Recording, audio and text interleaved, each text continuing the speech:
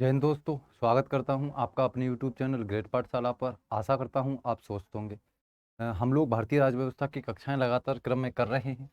Last class के अंतर्गत हमने मौलिक अधिकारों के भाग 4 पर चर्चा की थी। ठीक है, जिसके अंतर्गत हम लोगों ने लास्ट में बात की थी आर्टिकल 31 के ऊपर, जो क्या था, संपत्ति का अधिकार था।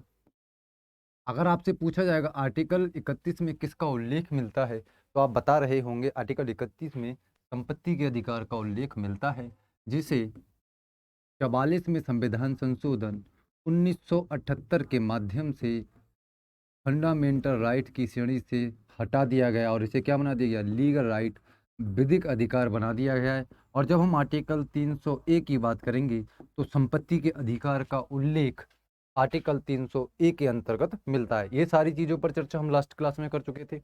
आज की क्लास में हम आगे बढ़ाएंगे क्लास को और चर्चा करेंगे आर्टिकल 32 पर, आर्टिकल 33 पर। साथ ही साथ आर्टिकल 32 के तहत जो हमारा सुप्रीम कोर्ट रिट जारी करता है मौलिक अधिकारों को लेकर, उन रिटों पर चर्चा कर रहे होंगे। तो आज की क्लास बेसिकली फोकस आर्टिकल 32 पर है। और जो रिट हमारी सुप्रीम कोर्ट जारी करता है, सुप्रीम कोर्ट जो रिट जारी करता है 5 प्रकार की, और रिटों पर हम चर्चा कर रहे होंगे। साथ ही साथ कुछ महत्वपूर्ण इंपोर्टेंट नोट्स भी जो हमारे एग्जाम में लगातार पूछे जाते हैं, उन पर चर्चा करेंगे। तो आइए स्टार्ट करते हैं अपने क्लास को आज की।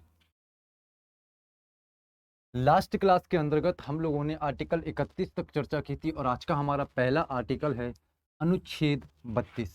क्या कहता है अनुच्छेद 32, आइए जानते हैं। देखिए क्या कह रहा है, संवैधानिक उपचारों का अधिकार।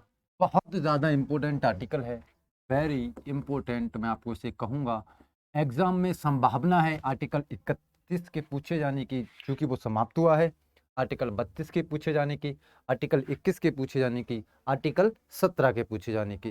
तो आर्टिकल 32 अपने आप में इम्पोर्टेंट है और किससे संबंधित है, संवैधानिक उपचारों के अधिकार से संबंधित है। अगर मैं डिटेल में इसका आपको समझाऊं तो याद रखिए, आर्टिकल 32 जो है मौलिक अधिकारों को संरक्षण स्वयं मौलिक अधिकार कर रहा है। क्यों?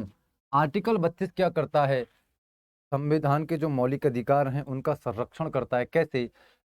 आर्टिकल 32 के अनुसार अगर नागरिकों के मौलिक अधिकारों का हनन होता है या उल्लंघन होता है तो सुप्रीम कोर्ट आदेश जारी करता है और 5 प्रकार की रिट जारी करता है। तो आर्टिकल 32 बेसिकली कह क्या रहा है, समझने का प्रयास करेंगे। आर्टिकल 32 कह रहा है कि अगर किसी भी नागरिक के मौलिक अधिकारों का उल्लंघन होता है तो क्या करेगा, सुप्रीम कोर्ट रिट जारी करेगा, आदेश जारी करेगा। किस संबंध में? कि अगर उसके मौलिक अधिकारों का हनन किया गया है तो किस आधार पर किया गया है। आगे वीडियो में हम जानेंगे कि जो सुप्रीम कोर्ट रिट जारी कर रहा है, कौन कौन सी रिट जारी कर रहा है। फिलहाल आर्टिकल 32 अगर आपसे पूछे किससे संबंधित है तो कहेंगे मौलिक अधिकारों का अगर उल्लंघन होता है तो सुप्रीम कोर्ट रिट जारी करेगा। किस आर्टिकल के तहत सुप्रीम कोर्ट रिट जारी करता है? तो याद रखेंगे आर्टिकल 32 के तहत सुप्रीम कोर्ट रिट जारी करता है।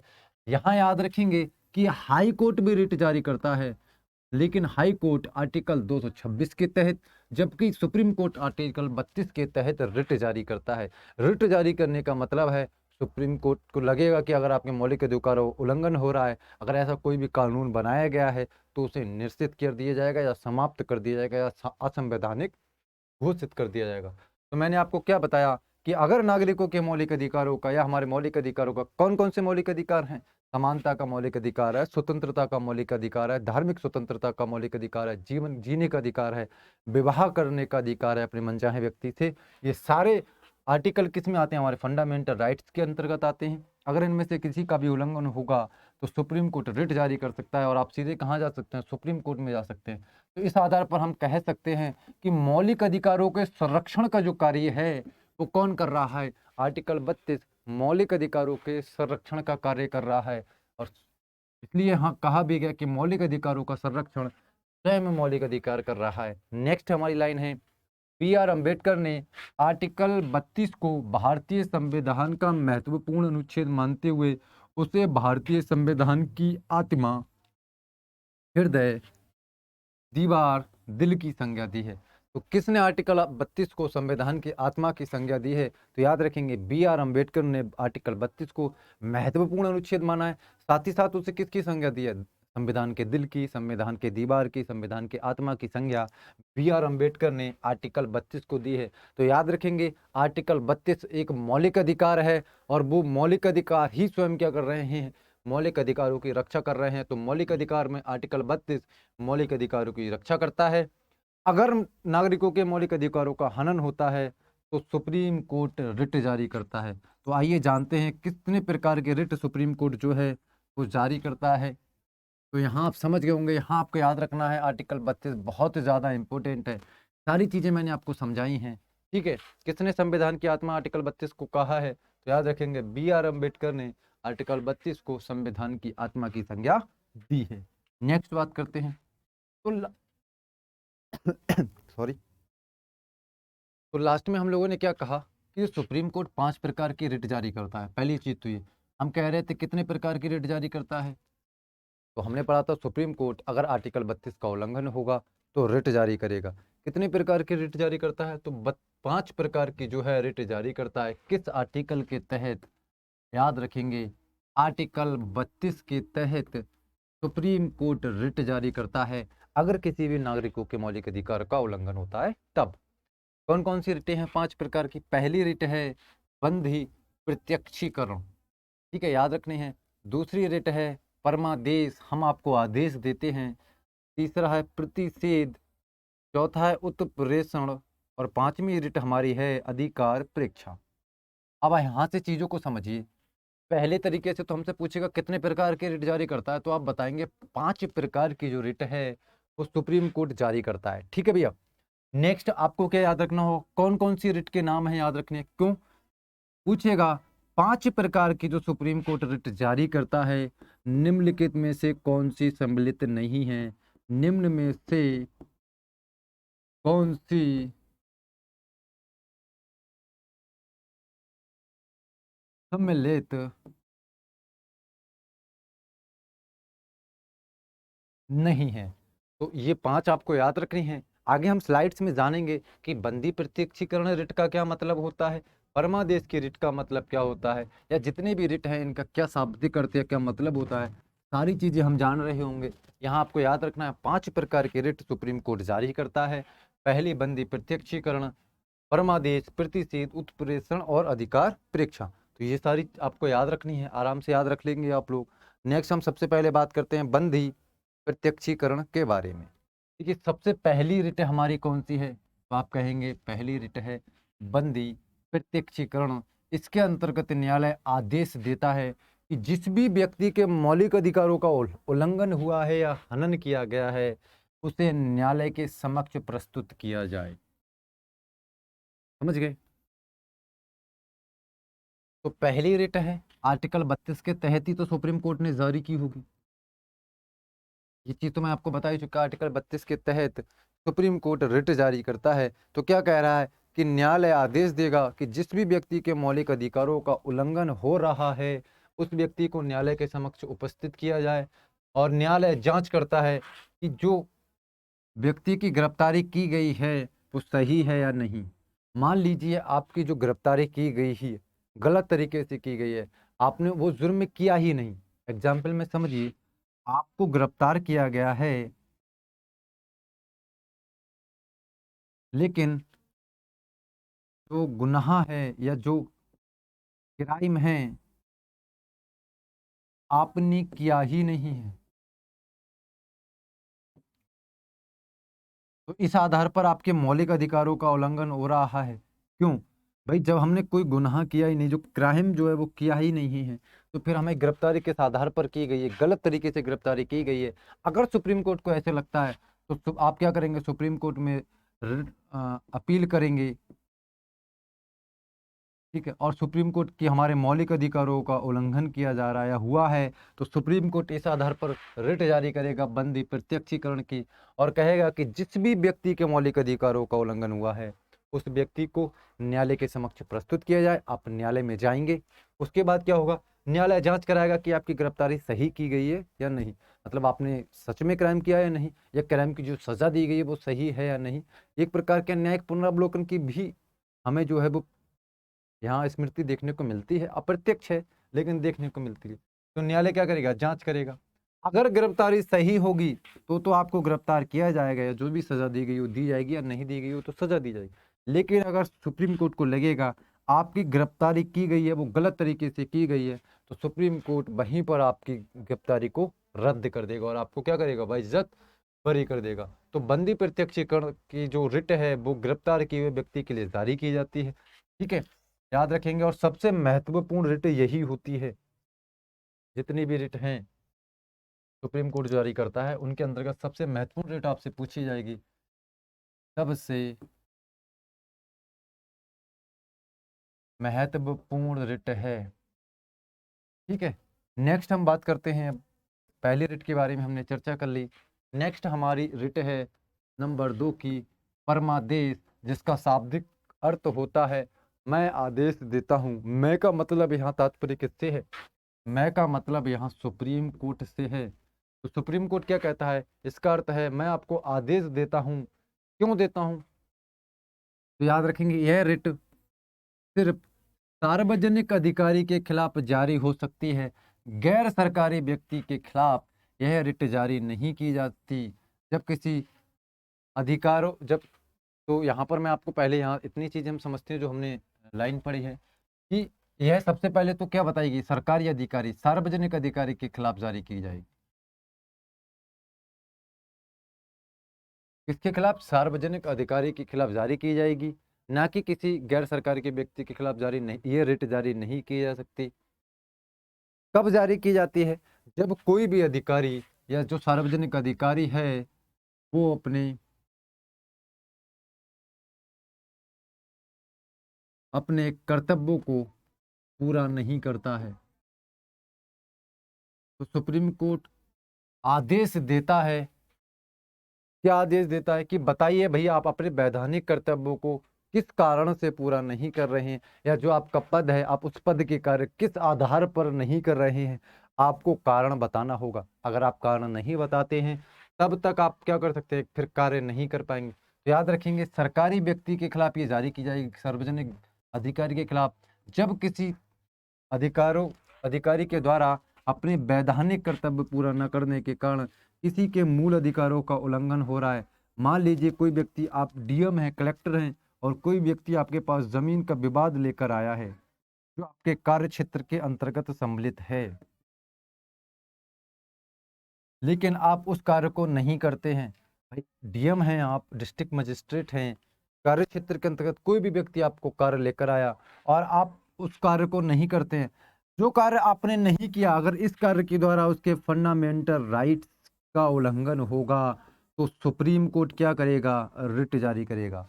तो एग्जाम्पल देके मैंने आपको समझाया कि कोई भी अधिकारी, ऐसा अधिकारी जब आपके मूल अधिकारों का उल्लंघन किस प्रकार से करेगा, वो अपने कार्य क्षेत्र के आधार पर करता है, तब इस प्रकार की रिट जारी की जाती है। हम आपको आदेश देते हैं, कारण बताना पड़ता है इसमें कि भैया आपने ये कार्य क्यों नहीं किया, उनके मौलिक अधिकारों का उल्लंघन हो रहा था, और आपको नोटिस जारी किया जाता है। तो याद रखेंगे परमादेश सार्वजनिक अधिकारी के खिलाफ जारी की जाएगी जब किसी अधिकारी के अपने वैधानिक कर्तव्य पूरा न करने के कारण उसके मौलिक अधिकारों का उल्लंघन होगा, तब यह रिट केवल जारी की जाती है। तो दूसरी रिट है, याद रखनी है, परमादेश सरकारी सार्वजनिक अधिकारी के खिलाफ जारी की जाएगी। नेक्स्ट हमारी तीसरी रिट है प्रतिषेध, इसके बारे में जानते हैं। देखिए प्रतिषेध का क्या मतलब होता है, इसका अर्थ है कि न्यायपालिका अब आगे कार्यवाही नहीं कर सकती, यह रिट केवल न्यायालय के लिए जारी की जाती। तो बहुत इंपॉर्टेंट लाइन आई है, केवल न्यायालय के लिए जारी की जाती, ओनली ओनली फॉर जुडिशरी, केवल न्यायालय के लिए जारी की जाती है प्रतिषेध की जो रिट है। क्यों, न्यायपालिका अब आगे कार्रवाई नहीं कर सकती, यह केवल रिट के न्यायालय के लिए जारी की जाती है। अधीनस्थ न्यायालय पर रोक लगाकर उस मामले को सुप्रीम कोर्ट अपने पास बुला लेता है या मंगा लेता है। ऐसा कोई भी कार्य क्षेत्र या ऐसा कोई भी कार्य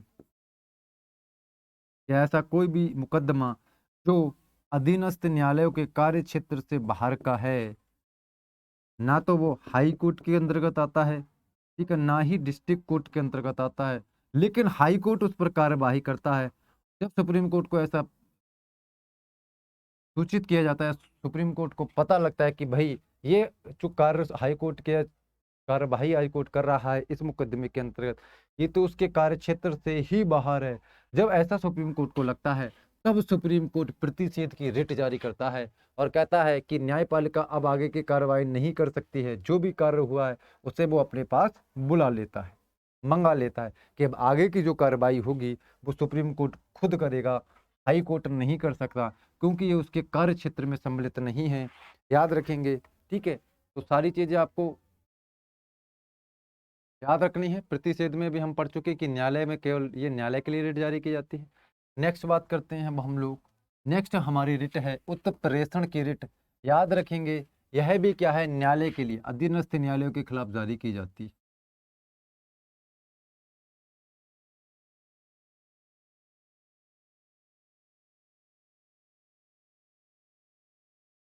कब ये रिट जारी की जाती है? यह रिट भी अधीनस्थ न्यायालय के विरुद्ध जारी की जाती है। मैंने आपको बताया ये कि अधीनस्थ न्यायालयों के खिलाफ जारी की जाती है, ठीक है।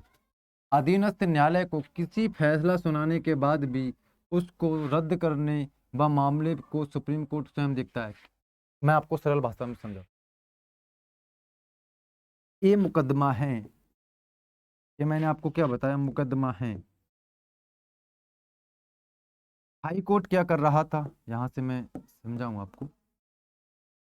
हाई कोर्ट ने इस मुकदमे पर डिसीजन सुना दिया, निर्णय सुना दिया है। फाइनल निर्णय हो चुका है। लेकिन फाइनल निर्णय होने के बाद सुप्रीम कोर्ट क्या करे, सुप्रीम कोर्ट क्या करे, किसकी रिट जारी कर दे, उत्प्रेषण की रिट जारी कर देगा।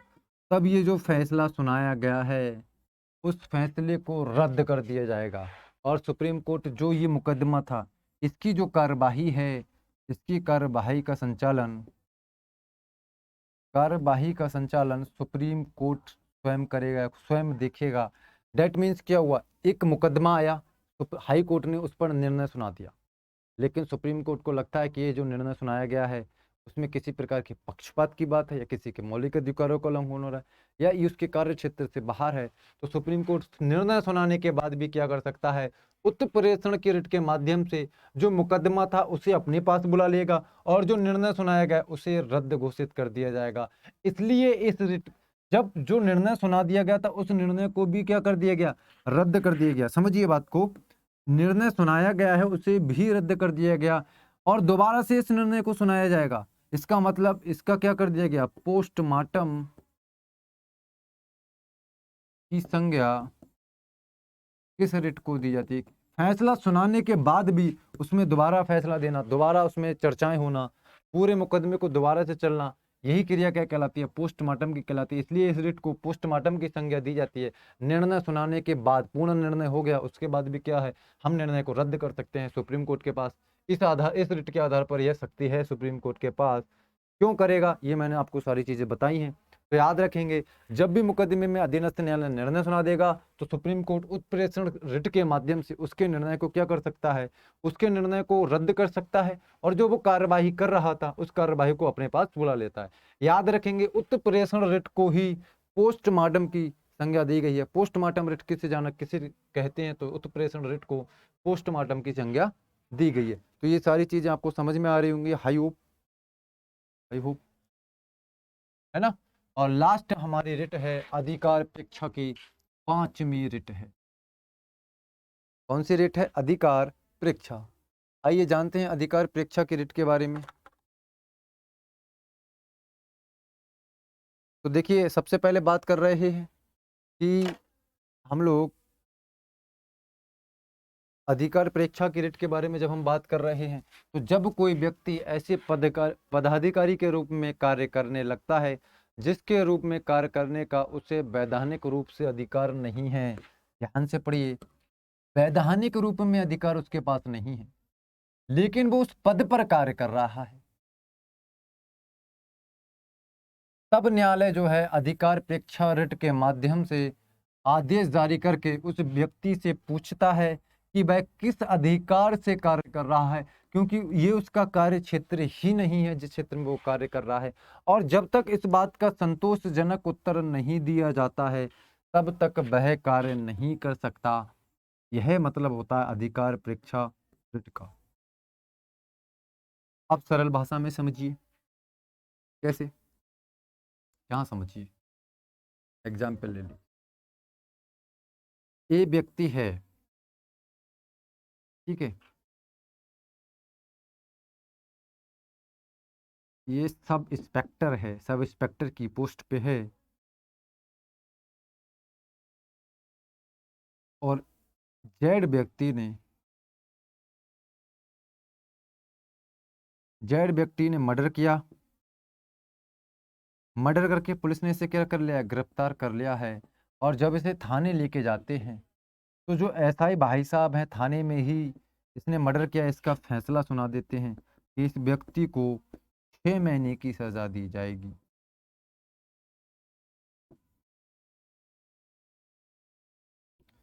इसे जेल में बंद कर दो, इस व्यक्ति को 6 महीने की सजा दी जाएगी। एसआई साहब ने फैसला सुनाया किस व्यक्ति के खिलाफ? जिसने क्या किया है? मर्डर किया है। पुलिस स्टेशन में क्या कर दिया? निर्णय सुना दिया। तो यहाँ सुप्रीम कोर्ट क्या करेगा?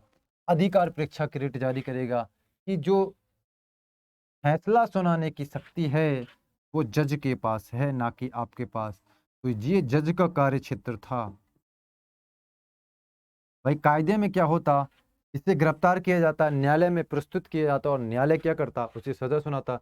जबकि यहाँ क्या हुआ है? एसआई साहब ने स्वयं क्या कर दिया? फैसला सुना दिया। तो यहाँ पर किस प्रकार की रिट जारी की जा सकती है? अधिकार परीक्षा की। और सुप्रीम कोर्ट एसआई साहब से पूछेगा कि आपने किस आधार पर आदेश जारी किया, मतलब किस आधार पर आपने यह कार्य किया है, क्योंकि ये जो कार्य क्षेत्र है आपके अधिकार क्षेत्र से बाहर है। वैधानिक रूप से आपका सिर्फ कार्य क्या है? कानूनों को लागू करना, जो क्राइम होते हैं उन्हें कम करना, क्राइम्स को रोकना, शांति स्थापित करना। फैसला सुनाने का अधिकार, जजमेंट सुनाने का अधिकार जज के पास है। ये जज के कार्य क्षेत्र का काम आपने किस आधार पर कर लिया? और जब तक ये वैलिड रीजन नहीं बताएंगे तब तक ये एसआई के पद पर कार्य नहीं कर सकते। यही हमारी जो रिट है, 5वीं रिट, अधिकार परीक्षा की रिट, यही कहती है। तो याद रखेंगे 5वीं रिट क्या कह रही है? जब भी कोई अधिकारी अपने कार्य क्षेत्र से बाहर का कार्य करेगा तब अधिकार परीक्षा की रिट जारी की जाएगी और उससे पूछा जाएगा कि आप किस आधार पर, किस रीजन पर आप यह कार्य को कर रहे हैं। अगर बताया गया रीजन वैलिड होगा तो कोई दिक्कत नहीं है, लेकिन संतोषजनक आंसर नहीं मिलता तब तक वो कार्य नहीं करेंगे। तो मैंने एग्जाम्पल के माध्यम से भी सारी चीज़ें आपको समझा दी हैं। पांचों प्रकार की रिट जो थी हमने पढ़ ली। कौन कौन सी रिट 5 प्रकार की थी? तो मैंने आपको क्लास की स्टार्टिंग में ही बताया था। बंदी प्रत्यक्षीकरण, परमादेश, प्रतिषेध, उत्प्रेषण और अधिकारपेक्षा, 5 प्रकार की रिट जो हैं वो सुप्रीम कोर्ट के द्वारा जारी की जाती हैं। जब भी किसी नागरिक के मौलिक अधिकारों का उल्लंघन होता है, किस आधार पर की जाती हैं? तो याद रखेंगे सुप्रीम कोर्ट जो है आर्टिकल 32 के अनुसार, और हाई कोर्ट आर्टिकल 226 के अनुसार रिट जारी करता है। नेक्स्ट हम बात करते हैं, देखिए अधिकार परीक्षा की रिट हमने पढ़ ली थी। कुछ इंपॉर्टेंट पॉइंट हैं, कुछ इंपॉर्टेंट नोट्स हैं जिन्हें आपको याद रखना है, ठीक है। सबसे पहला क्या है? अनुच्छेद 32 के अनुसार उच्चतम न्यायालय, देखिए आर्टिकल 32 के तहत सुप्रीम कोर्ट रिट जारी करता है, ये मैं आपको बता ही चुका। आर्टिकल 32 के अनुसार सुप्रीम कोर्ट रिट जारी करेगा, ठीक है। नेक्स्ट मैंने आपको क्या बताया कि आर्टिकल 226 के अनुसार उच्च न्यायालय, हाई कोर्ट रिट जारी करेगा। तो आर्टिकल 226 के अनुसार हाई कोर्ट कर रहा है, जबकि 32 के अनुसार कौन रिट जारी कर रहा है? 32 के अनुसार सुप्रीम कोर्ट रिट जारी कर रहा है। यही पहला नोट आपके लिए इंपॉर्टेंट है जो आपको याद रखना है। नेक्स्ट है, यहाँ याद रखेंगे उच्चतम न्यायालय सिर्फ मूल अधिकारों के संबंध में रिट जारी कर सकता है। सुप्रीम कोर्ट जो है, जो हमारे फंडामेंटल राइट हैं 12 से 35, उनके लिए ही क्या कर सकता है? रिट जारी कर सकता है। जबकि हाई कोर्ट जो रिट जारी करेगा वो सभी अधिकारों के लिए रिट जारी करता है, चाहे वो मौलिक अधिकार हो या कानूनी अधिकार हो, सभी अधिकारों के लिए रिट जारी करता है। दूसरा नोट इंपोर्टेंट है, याद रखेंगे। फिर नेक्स्ट है अनुच्छेद 32 स्वयं में एक मूल अधिकारी, मैंने आपको बताया था कि मूल अधिकारों की रक्षा स्वयं मौलिक अधिकार करता है। आर्टिकल 32 स्वयं में एक मौलिक अधिकार है। नेक्स्ट है, वर्तमान में सुप्रीम कोर्ट और हाई कोर्ट को ही रिट जारी करने का अधिकार प्राप्त है। संसद चाहे तो कानून बनाकर उच्चतम न्यायालय अन्य न्यायालय और अन्य न्यायालय को भी रिट जारी करने का अधिकार दे सकते हैं। तो पहला नोट मैंने आपको क्या बताया कि आर्टिकल 32 के तहत सुप्रीम कोर्ट रिट जारी करेगा, आर्टिकल 226 के तहत हाई कोर्ट रिट जारी करेगा। अगर बात करेंगे सुप्रीम कोर्ट के रिट जारी करने के बारे में, तो सुप्रीम कोर्ट केवल मौलिक अधिकारों के संबंध में रिट जारी करता है, जबकि हाई कोर्ट सभी अधिकारों के संबंध में रिट जारी करता है। अनुच्छेद 32 स्वयं में एक मौलिक अधिकार है, यह हमने पढ़ा ही था। नेक्स्ट मैंने आपको बताया, वर्तमान में अगर आपसे पूछा जाएगा रिट कौन कौन जारी कर सकता है, तो याद रखेंगे रिट हाई कोर्ट व सुप्रीम कोर्ट दोनों जारी करते हैं। अभी तो ये हाई कोर्ट और सुप्रीम कोर्ट ही जारी करते हैं, लेकिन संसद चाहे तो कानून बनाकर डिस्ट्रिक्ट कोर्ट या अन्य जो कोर्ट होते हैं उन्हें भी रिट जारी करने का अधिकार दे सकते हैं। कौन कानून बनाएगा? संसद बनाएगा। नेक्स्ट हमारी फिर है कि यदि रिट की अधिकारिता पर विचार करें तो उच्च न्यायालय की शक्ति हाई कोर्ट की शक्ति सुप्रीम कोर्ट से ज़्यादा है। हाई कोर्ट सुप्रीम कोर्ट से ज़्यादा पावरफुल है। जब हम क्वेश्चन आंसर्स की सीरीज कर रहे थे तब मैंने आपको बताया था कि हाई कोर्ट क्यों पावरफुल ज़्यादा है। मैं आपको बताऊंगा जब क्लास ले रहा होऊंगा, तो याद रखिए क्यों पावरफुल है कि ये तो केवल मौलिक अधिकारों के संबंध में रिट जारी कर रहा है सुप्रीम कोर्ट, जबकि हाई कोर्ट सभी अधिकारों के संबंध में रिट जारी करता है। फंडामेंटल राइट सुप्रीम कोर्ट 5 प्रकार के रिट जारी करता है, जबकि हाई कोर्ट 6 प्रकार के रिट जारी करता है। तो यहाँ से आप देखिए ज्यादा शक्तिशाली कौन हो गया? जो ज्यादा काम कर रहा होगा। हाई कोर्ट ज्यादा काम कर रहा है, तो हाई कोर्ट रिट के संबंध में ज्यादा शक्तिशाली है सुप्रीम कोर्ट से। तो ये सारे नोट्स भी आपको याद रखने हैं। नेक्स्ट हम बात करते हैं, तो आज की क्लास को यहीं समाप्त करते हैं। आज के क्लास में हमने आर्टिकल 32 के बारे में डिटेल में अध्ययन किया है। ठीक है, आर्टिकल 32 से रिलेटेड अगर कोई भी सवाल आपके एग्जाम में आएगा, या मैं आपको बता दूं कि आर्टिकल 32 के अलावा मौलिक अधिकारों से संबंधित कोई भी सवाल अगर आपके एग्जाम में आएगा, तो मैं विश्वास दिलाता हूं हमारी क्लासेस को लेने के बाद 100% आप सवाल को कर रहे होंगे। चाहे कथन कारण में सवाल पूछा जाए, चाहे आर्टिकल्स में सवाल पूछा जाए, चाहे चीज़ों को समझने के ऊपर सवाल पूछा जाए, तो सारी चीज़ें हमने आपको डीपली बताई हैं। आप क्लास को अच्छे से लगातार लेते रहिए, कंटिन्यू से लिए। और मैं आपको यहाँ सूचित कर दूँ, शुक्रवार को जो आने वाला शुक्रवार है,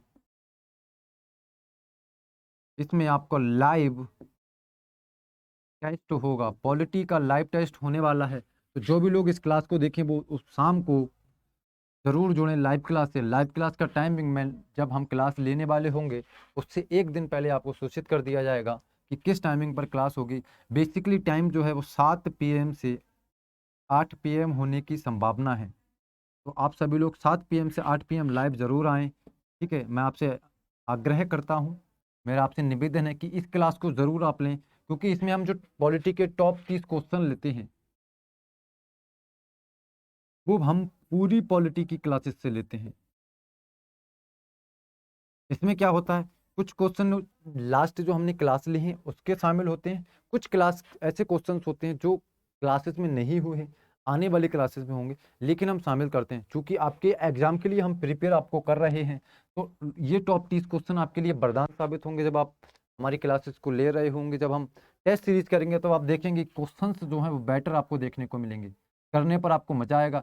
तो लाइव टेस्ट में जरूर जुड़िए, जिससे अंतर्गत आप अपनी तैयारी को जानेंगे। साथ ही साथ क्या कर सकते हैं, आप कमेंट बॉक्स के माध्यम से अपने जवाब जरूर दीजिए, और हमारे चैनल ग्रेड पाठशाला को ज़रूर सब्सक्राइब करें, अपने दोस्तों में ज़रूर शेयर करें हमारे चैनल को। देखिए आप लोग अब जो हैं वो कम शेयर कर रहे हैं चैनल को, और सपोर्ट भी जो है कम कर रहे हैं।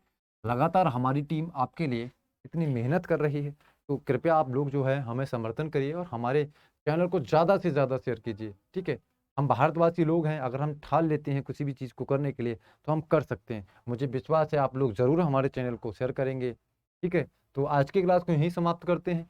नेक्स्ट क्लास में हम चर्चा कर रहे होंगे आर्टिकल 33, 34 और 35 के बारे में। फिर हमारा जो मौलिक अधिकार का सेक्शन है, जो चैप्टर है, वो समाप्त हो जाएगा। उसी के साथ हम क्या करेंगे, क्वेश्चंस करेंगे आने वाले शुक्रवार की शाम को। तो शाम को ज़रूर जुड़ेंगे लाइव सभी लोग, मेरा निवेदन है आप लोगों से। आज की क्लास को यहीं समाप्त करते हैं। जय हिंद, बाय बाय, टेक केयर।